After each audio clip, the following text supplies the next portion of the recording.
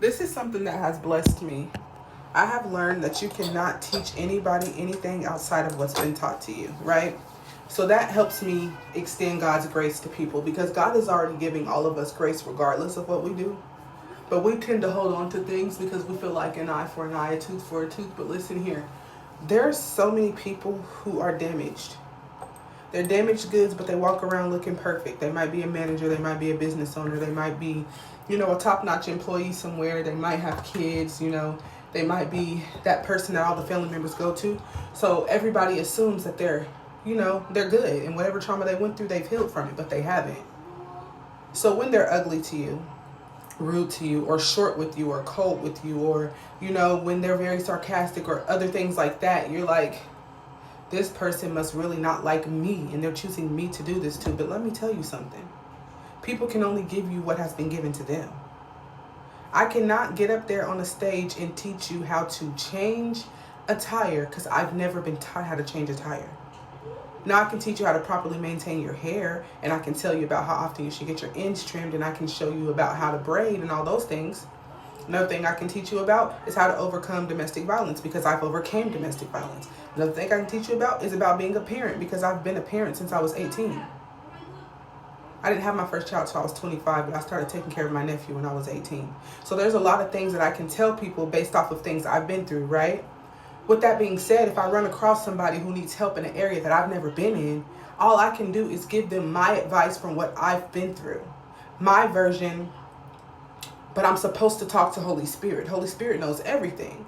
So that's where we come into those areas where it seems like someone is judging us or somebody is like not fully listening to us. It's not that. They listen to you, but it's like they can only give you what they can give you. Unless you are in tune with Holy Spirit and allow Holy Spirit to speak for you, you are not going to give anybody any type of advice that's actually going to help them from the situation that they're in. Only God can do that. I can have conversations with you all day, but if I don't sit there and breathe and meditate and tell Holy Spirit to speak for me before I talk to you, I'm not going to tell you what you need to hear. So when I have conversations with people, I pause first before I respond. It was a learned thing. I had to learn how to do that. I had to start having conversations with people who weren't just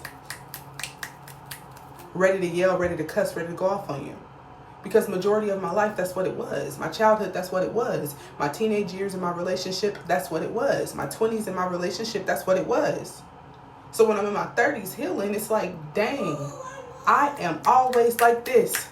I don't pause before I answer anything.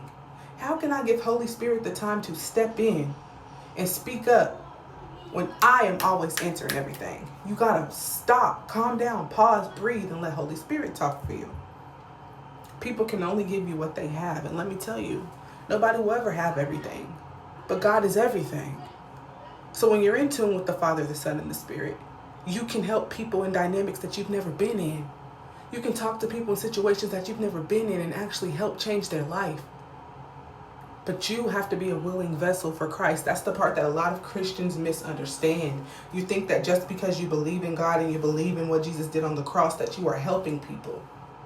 No, your Christianity walk, your walk with Christ is selfish because you only talk to God when you need something for your perspective or for your pockets or for your family. What about his people?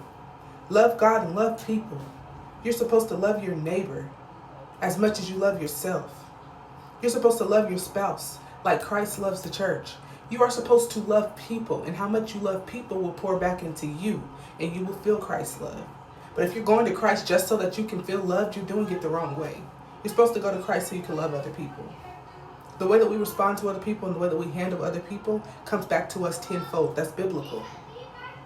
So if I and scoff at everybody, there might be people who want to put their hands on me.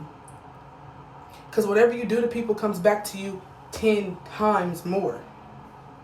You have to pay attention to the way that you are operating and maneuvering through life, because it comes back to you 10 times more. The world calls it karma.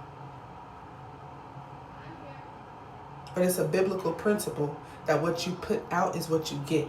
The seeds that you sow will harvest into either a wonderful, beautiful, magnificent tree, or it's going to be soiled. It's going to be rotten. But you get to decide that. What's up? I take it so far back because I want grapes, so I don't know. Okay, I'll be out there in a second, baby. I'll be out there in a second, okay? Close my door, please. Thank you so much. It's okay.